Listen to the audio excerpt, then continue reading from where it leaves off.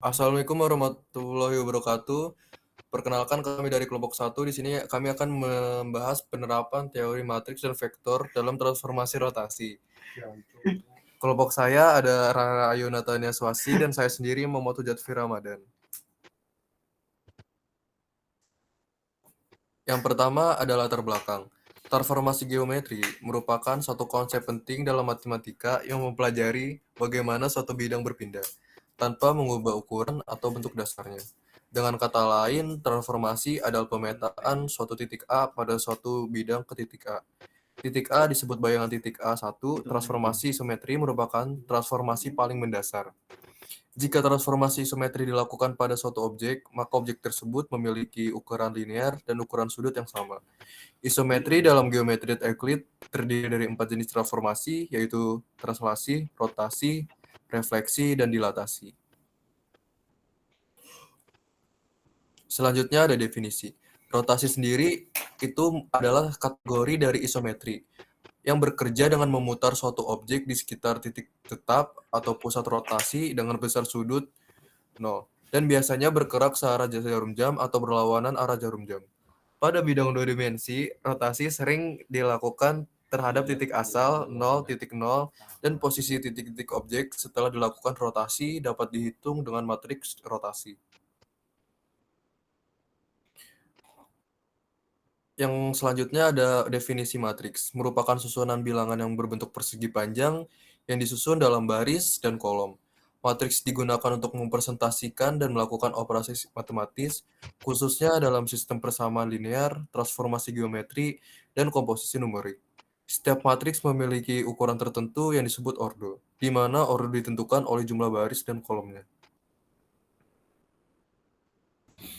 Yang selanjutnya ada tujuan dari makalah yang telah kami buat, yaitu yang pertama ada untuk mengetahui bagaimana konsep matriks vektor yang digunakan dalam transformasi, lalu yang kedua untuk mengetahui bagaimana penggunaan rumus transformasi rotasi. Baik, di sini saya akan menjelaskan mengenai penerapan matriks vektor pada transformasi rotasi. Nah, sudah dijelaskan bahwa eh, rotasi itu dapat dicari dengan menggunakan teori matriks vektor. Di sini saya akan share screen dulu untuk menjelaskan bagaimana teori matriks vektor dapat digunakan untuk mencari rotasi. Di sini sudah ada vektor A yang akan dirotasikan berlawanan arah jarum jam dan menghasilkan vektor B. Nah, perlu diingat bahwa pada melakukan rotasi itu tidak boleh berubah ukurannya. Jadi, panjang vektor A itu harus sama dengan panjang dari hasil dari rotasi, yaitu vektor B.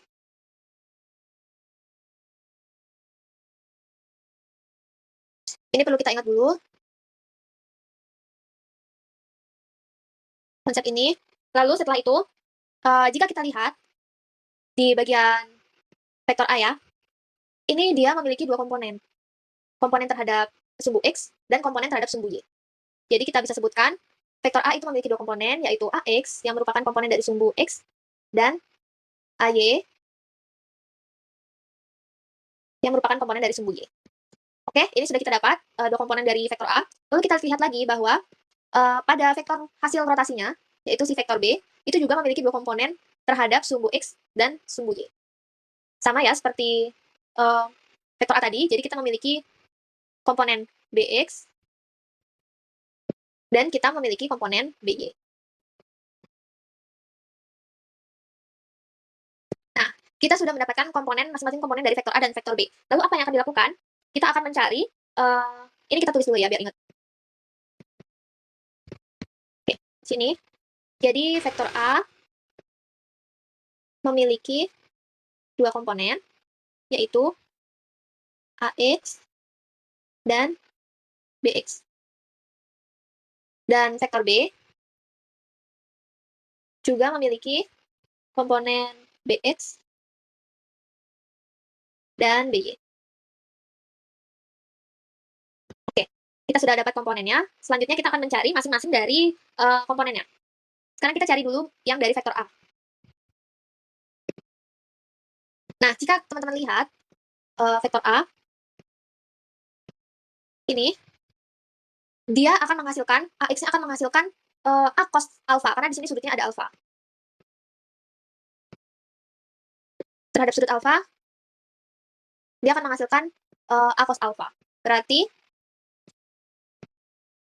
AX-nya kita dapatkan sama dengan A cos alfa. Lalu bagaimana dengan AY? Sama seperti tadi kita lihat segitiga dari vektor A terhadap sudut alfa, dia akan menghasilkan A sin alfa. Di sini kita menggunakan, mmm, syarat trigonometri ya, sin konstan.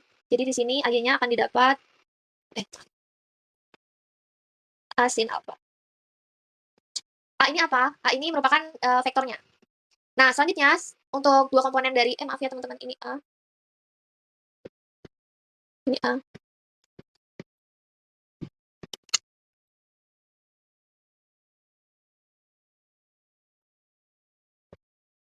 Oke, setelah kita mendapatkan dua komponen dari vektor A, sekarang kita akan mencari komponen dari, vektor B, yaitu ada Bx. Dulu, sama seperti tadi, jika kita lihat vektor vektor B ini terhadap sudutnya, tapi kita perlu perhatikan ya, sudutnya ini kan ada 2. Panjang dari vektor terhadap sumbu X kan merupakan jumlah dari sudut, theta dan alfa. Berarti sudutnya bukan hanya theta, tapi juga alfa. Nah, untuk mencari Bx-nya, dengan menggunakan persamaan trigonometri, kita akan menghasilkan Bx, yaitu A cos theta plus alfa.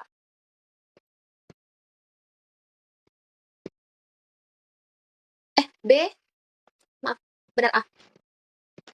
A sama ya seperti, kita mencari AX, cuman di sini sudutnya merupakan penjumlahan dari theta plus alfa. Nah, untuk BY bagaimana? Untuk BY juga sama. Dia juga menggunakan sudut penjumlahan dari, theta plus alfa. Di sini terhadap BY, kita bisa melihat sudutnya ini theta plus alfa, berarti hasilnya itu merupakan A sin theta plus alfa. Oke, sekarang kita udah mendapatkan komponen dari masing-masing, vektor. AX udah, AY udah, BX udah, BY udah, BY. Nah, sekarang selanjutnya bagaimana? Ini kan masih dalam penjumlahan, sudut ya. Kita bisa, pecah lagi. Cos theta ini hasilnya akan menjadi, ini saya tandain dulu. Nah, si cos theta plus alfa ini akan menjadi, dengan aturan trigonometri juga, akan menghasilkan cos theta cos alfa ditambah dengan sin theta sin alfa.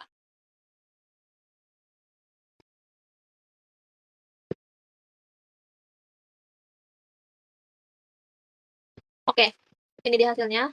Nah, begitu juga dengan penjumlahan dari sin theta plus alfa, ini juga bisa dipecah lagi, dipecah di, breakdown lagi, yang hasilnya akan menjadi sin theta cos alfa ditambah dengan sin alfa cos theta.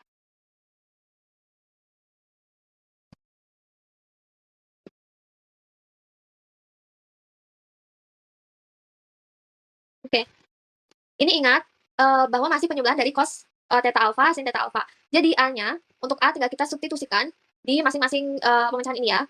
Jadi hasil finalnya akan menjadi A cos theta cos alfa ditambah dengan, tadi kita substitusikan A, berarti kita tulis lagi A sin theta sin alfa. Nah, ini. Terus untuk yang, BY juga sama, A-nya tinggal kita substitusikan ke masing-masing penjumlahannya. Hasilnya akan menjadi A sin theta, kita tulis ulang ya, cos alfa plus, masukkan lagi A-nya, A sin alfa cos theta. Nah, Ini merupakan hasil akhir dari kita mencari dua komponen dari Bx dan By. Nah, sedangkan ini merupakan hasil dari saat kita mencari dua komponen dari vektor A, yaitu Ax dan Ay. Namun teman-teman, jika teman-teman lihat, di sini kan ada, ini saya perkecil ya. Ya. Di sini kan ada A dan cos alpha. A dan cos alpha. A dan cos alpha ini merupakan bentuk dari apa? Merupakan bentuk dari Ax, yang merupakan komponen dari vektor A. Jadi, bisa disimpulkan, A cos alpha di sini merupakan Ax. Nah, terus teman-teman lihat lagi, di sini ada A sin alpha. A sin alpha ini merupakan bentuk dari apa? A sin alpha ini merupakan bentuk dari AY. Jadi bisa kita tuliskan lagi, di sini ini merupakan AY, dari A sin alpha. Begitu juga dengan komponen BY. Kalau teman-teman lihat, di sini ada A, ada cos alpha, itu merupakan bentuk dari AX, dan A sin alpha ini, itu merupakan bentuk dari AY.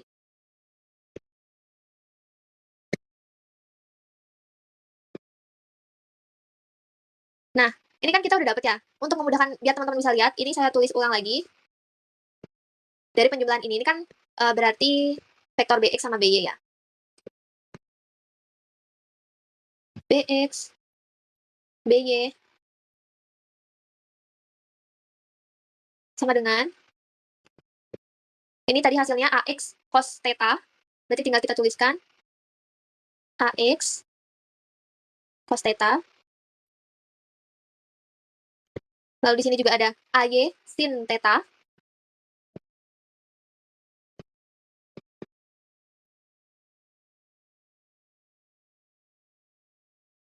Lalu di sini juga kita dapat AX sin theta.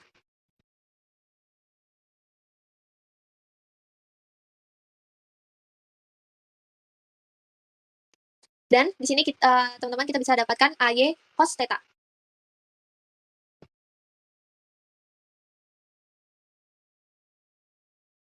Nah, ini teman-teman kalau bisa lihat sudah merupakan bentuk dari matriks. Ya, cuman kita akan merubah ini menjadi AX sama dengan B, maka hasilnya BX, BY sama dengan AX dan AY kita keluarkan. Nanti kita keluarkan, maka di sini kita akan tulis cos theta. Di sini akan tulis sin theta.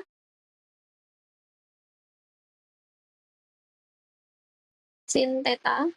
Lalu di sini akan kita tulis sin theta, karena AX dan AY-nya akan kita keluarkan nanti. Dan di sini kita tulis cos theta.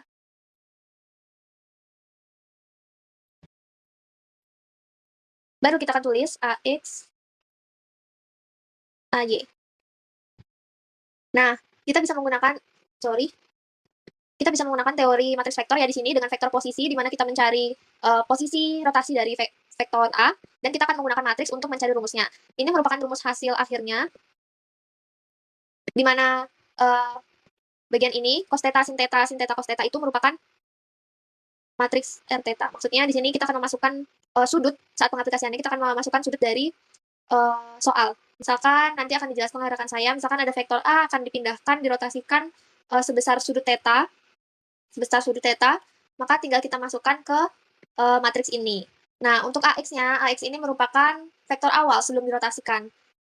Maka kita bisa masukkan di sini, ini sudutnya, maka kita akan mendapatkan BX, yaitu hasil dari rotasi vektor A.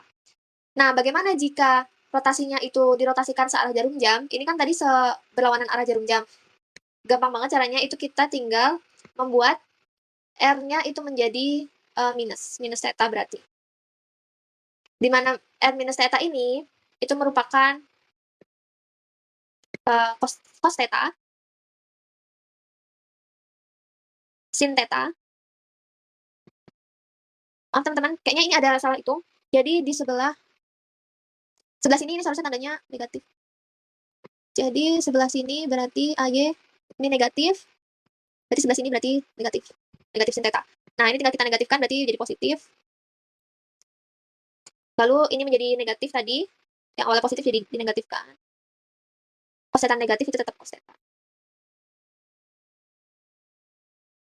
Nah, rumus ini digunakan jika rotasinya berlawanan arah jarum jam, memakai R theta-tetanya tetap positif, sedangkan jika arahnya berlawanan arah jarum jam, rotasinya diarahkan berlawanan arah jarum jam, kita akan menggunakan rumus R min theta, di mana masing-masing sudutnya akan dikalikan dengan negatif. Begitu. Jadi bisa dipahami ya bahwa untuk dalam rumus transformasi rotasi itu didapatkan dengan menerapkan teori vektor posisi dan matriks transformasi. Untuk penerapannya akan dijelaskan oleh rekan saya. Ada terdapat satu soal yang akan menggunakan rumus ini.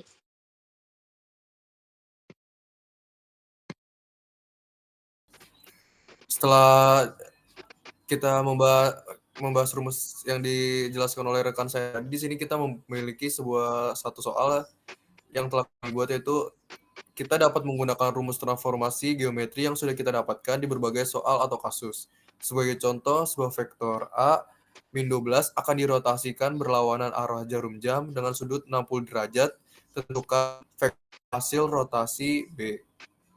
Yang pertama di sini ada kita masukkan rumus yang telah dijelaskan oleh rekan saya tadi, Bx, By sama dengan cos theta dikurang sin theta dikurang cos theta. Terus ditutup kurung, dimasukkan AX dan AY. Lalu kita masukkan cos theta sama dengan, kita masukkan derajatnya, yang pertama cosnya 60 derajat, terus sinnya 60 derajat, min sin 60 derajat, cosnya 60 derajat, kita masukkan 1 min 2 yang ada di soal yang telah diberikan. Lalu kita dapatkan cos 60 derajat itu sama dengan 1/2, sin 60 derajat sama dengan min 3/2, min sin cos 60 sama dengan min 3/2, min cos 60 sama dengan 1/2. Lalu kita masukkan yang 1 min per 2 tadi, kita mendapatkan hasil sama dengan 1/2 akar 3/2 ditambah akar 3 dikurang 1, sama dengan 2,23 dikurang 0,13. Ya. Maka didapatkan sebagai berikut. Maka akan didapatkan Bx dan By sama dengan 2,23 min 0,13. Dengan visualisasi yang telah kami buat sebagai berikut, yaitu min 60 derajat itu A-nya itu 1 sama min 2. Yang B-nya itu 2,13 sama min 0,13.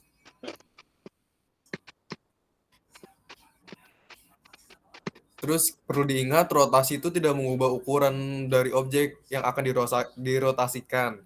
Atau kita bisa buktikan dengan A sama dengan B. Yang pertama kita buat yang A dulu. Yang A itu kita masukkan 1 akar 1 pangkat 2 ditambah min 2 akar 2 sama dengan akar 5.